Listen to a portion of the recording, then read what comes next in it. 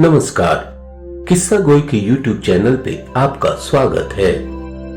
हिंदी में एक से बढ़कर एक कहानियां लिखी गई हैं, जिनमें से कुछ को क्लासिक का दर्जा प्राप्त है। ऐसी ही क्लासिक कहानियों की कड़ी में पेश है फणीश्वरनाथ रेणु की कहानी पंचलाइट। पिछले 15 दिनों से दंड जुर्माने के पैसे जमा करके महतो टोली के पंचों ने पेट्रोमैक्स खरीदा है। इस बार रामनवमी के मेले में गांव में सब मिलाकर 8 पंचायतें हैं। हर एक जाति की अलग अलग सभा चट्टी है। सभी पंचायतों में दरी, जाजिम, सतरंजी और पेट्रोमैक्स हैं। पेट्रोमैक्स जिसे गांव वाले पंचलाइट कहते हैं। पंचलाइट खरीदने के बाद पंचों ने मेले में ही तय किया कि 10 रुपए जो बच गए हैं, इससे पूजा की सामग्री खरीद ली जाए। बिना नेम टेम के कल कब्जे वाली चीज का पुण्य नहीं करना चाहिए। अंग्रेज बहादुर के राज में भी पुल बनाने से पहले बलि दी जाती थी। मेले से सभी पंच दिन दहाड़े ही गांव लौटे। सबसे आगे पंचायत का छड़ीदार पंचलाइट का डिब्बा माथे पर लेकर, और उसके पीछे सरदार, दीवान और पंच वगैरह। गांव के बाहर ही ब्राह्मण टोले के फुटंगी झा ने टोक दिया, कितने में लालटेन खरीद हुआ महतो? देखते नहीं है पंचलाइट है। बामन टोली के लोग ऐसे ही ताप करते हैं। अपने घर की डिबरी को भी बिजली बत्ती कहेंगे और दूसरे के पंचलाइट को लालटेन। टोले भर के लोग जमा हो गए। मर्द, औरत, बूढ़े, बच्चे सभी काम काज छोड़कर दौड़े आए। चल रे चल, अपना पंचलाइट आया है, पंचलाइट। छड़ीदार अगनू महतो रह रह कर लोगों को चेतावनी देने लगा। हाँ, दूर से, जरा दूर से, छूछा मत करो, ठेस न लगे। सरदार ने अपनी स्त्री से कहा, सांझ को पूजा होगी, जल्दी से नहा धोकर चौका पीढ़ी लगाओ। टोली की कीर्तन मंडली के मुलगैन ने अपने भगतिया पक्षकों को समझाकर कहा, देखो आज पंचलाइट की रोशनी में कीर्तन होगा। बेताले लोगों से पहले ही कह देता हूँ, आज यदि आखिर धरने में 1.5 बेड हुआ तो दूसरे दिन से एकदम बैकाट। औरतों की मंडली में गुर्री काकी गोसाई का गीत गुनगुनाने लगी। छोटे छोटे बच्चों ने उत्साह के मारे बेवजह शोरगुल मचाना शुरू कर दिया। सूरज डूबने के 1 घंटा पहले से ही टोले भर के लोग सरदार के दरवाजे पर आकर जमा हो गए। पंचलाइट, पंचलाइट। पंचलाइट के सिवा और कोई गप नहीं, कोई दूसरी बात नहीं। सरदार ने गुड़गुड़ी पीते हुए कहा, दुकानदार ने पहले सुनाया पूरे 5 कौड़ी, 5 रुपया। मैंने कहा कि दुकानदार साहब, यह मत समझिए कि हम लोग एकदम देहाती हैं। बहुत बहुत पंचलाइट देखा है। इसके बाद दुकानदार मेरा मुंह देखने लगा। बोला, लगता है आप जाति के सरदार हैं। ठीक है, जब आप सरदार होकर खुद पंचलाइट खरीदने आए हैं तो जाइए, पूरे 5 कौड़ी में आपको दे रहे हैं। दीवान जी ने कहा, अलबत्ता चेहरा पर रखने वाला दुकानदार है। पंचलाइट का बक्सा दुकान का नौकर देना नहीं चाहता था।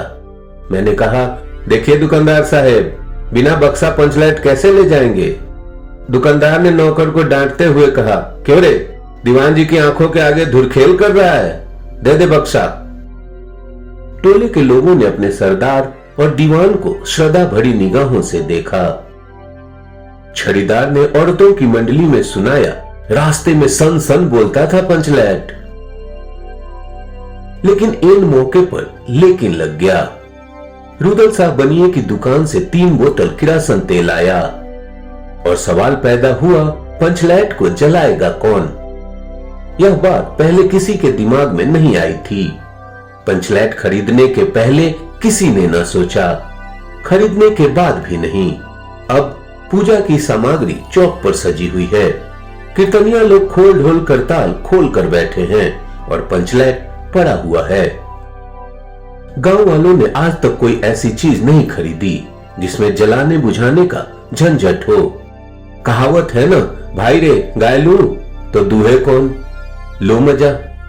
अब इस कल कब्जे वाली चीज को कौन बाले?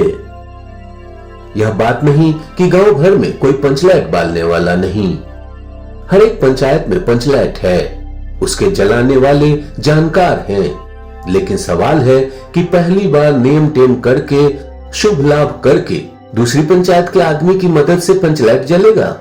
इससे तो अच्छा है पंचलैट पड़ा रहे। जिंदगी भर ताना कौन सहे, बात बात में दूसरे टोले के लोग कूट करेंगे। तुम लोगों का पंचलैट पहली बार दूसरे के हाथ से जला। न, पंचायत की इज्जत का सवाल है, दूसरे टोले के लोगों से मत कहिए। चारों ओर उदासी छा गई, अंधेरा बढ़ने लगा। किसी ने अपने घर में आज डिबड़ी भी नहीं जलाई थी। आज पंचलैट के सामने डिबड़ी कौन बालता है? सब किए कराए पर पानी फिर रहा था। सरदार, दीवान और छड़ीदार के मुंह में बोली नहीं। पंचों के चेहरे उतर गए थे। किसी ने दबी हुई आवाज में कहा, कल कब्जे वाली चीज का नखरा बहुत बड़ा होता है।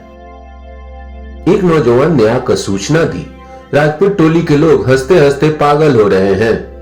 कहते हैं कान पकड़कर पंचलैट के सामने 5 बार उठो बैठो, तुरंत जलने लगेगा। पंचों ने सुनकर मन ही मन कहा, भगवान ने हंसने का मौका दिया है, हंसेंगे नहीं? एक बूढ़े ने आकर खबर दी, रुदल साहब बनिया भारी बतंगर आदमी है, कह रहा है पंचलैट का पंपू जरा होशियारी से देना। गुलरी काकी की बेटी मुनिरी के मुंह में बार बार एक बात आकर मन में लौट जाती है। वह कैसे बोले? वह जानती है कि गोधन पंचलैट बालना जानता है, लेकिन गोधन का हुक्का पानी पंचायत से बंद है। मुनिरी की मां ने पंचायत से फरियाद की थी कि गोधन रोज उसकी बेटी को देखकर सलम सलम वाला सलीमा का गीत गाता है, हम तुमसे मोहब्बत करके सलम। पंचों की निगाह पर गोधन बहुत दिनों से चढ़ा हुआ था। दूसरे गांव से आकर बसा है गोधन, और अब टोले के पंचों को पान सुपारी खाने के लिए भी कुछ नहीं दिया। परवाह ही नहीं करता है, बस पंचों को मौका मिला, 10 रुपया जुर्माना, न देने से हुक्का पानी बंद। आज तक गोधन पंचायत से बाहर है, उससे कैसे कहा जाए? मुंडी उसका नाम कैसे ले? और इधर जाति का पानी उतर रहा है। मुंडी ने चालाकी से अपनी सहेली कनेली के कान में बात डाल दी, कनेली, चिगो, चिद, चिन। कनेली मुस्कुरा कर रह गई, गोधन तो बंद है। मुंडी बोली, तू कह तो सरदार से। गोधन जानता है पंचलैट बालना, कनेली बोली। गोधन? कौन कौन? गोधन जानता है बालना? लेकिन सरदार ने दीवान की ओर देखा और दीवान ने पंचों की ओर। पंचों ने एकमत होकर हुक्का पानी बंद किया है। सलीमा का गीत गाकर आंख का इशारा मारने वाले गोधन से गांव भर के लोग नाराज थे। सरदार ने कहा, जाति की बंदिश क्या, जबकि जाति की इज्जत ही पानी में बही जा रही है। क्यों जी दीवान? दीवान ने कहा, ठीक है। पंचों ने भी एक स्वर में कहा, ठीक है, गोधन को खोल दिया जाए। सरदार ने छड़ीदार को भेजा। छड़ीदार वापस आकर बोला, गोधन आने को राजी नहीं हो रहा, कहता है पंचों की क्या प्रतीत है, कोई कल कब्जा बिगड़ गया तो मुझे दंड जुर्माना भरना पड़ेगा। छड़ीदार ने रोनी सूरत बनाकर कहा, किसी तरह गोधन को राजी करवाइए, नहीं तो कल से गांव में मुंह दिखाना मुश्किल हो जाएगा। गुलरी काकी बोली, जरा मैं देखूं करके। गुलरी काकी उठकर गोधन के झोपड़े की ओर गईं और गोधन को मना लाई। सभी के चेहरे पर नई आशा की रोशनी चमकी। गोधन चुपचाप पंचलैट में तेल भरने लगा। सरदार की स्त्री ने पूजा की सामग्री के पास चक्कर काटती हुई बिल्ली को भगाया। कीर्तन मंडली का मुलगैन मूर्छल के बालों को संवारने लगा। गोधन ने पूछा, स्पिरिट कहां है? बिना स्पिरिट के कैसे जलेगा? लो मजा। अब यह दूसरा बखेरा खड़ा हुआ। सभी ने मन ही मन सरदार, दीवान और पंचों की बुद्धि पर अविश्वास प्रकट किया।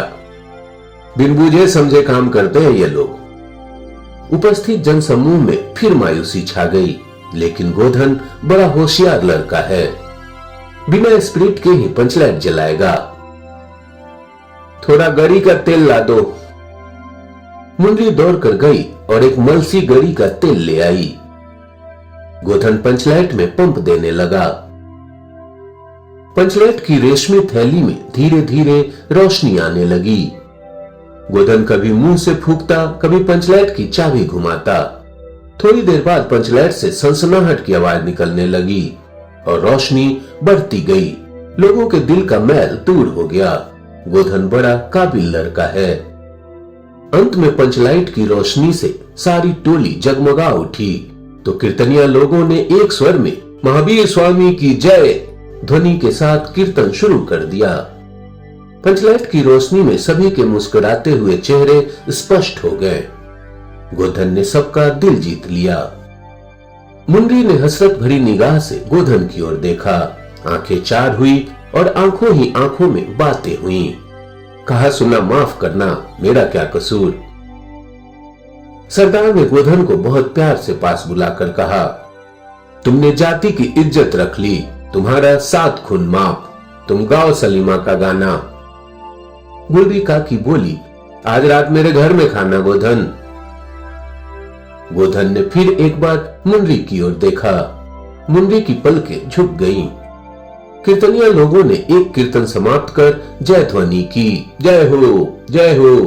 पंचलाइट के प्रकाश में पेड़ पौधों का पत्ता पत्ता पुलकित हो रहा था।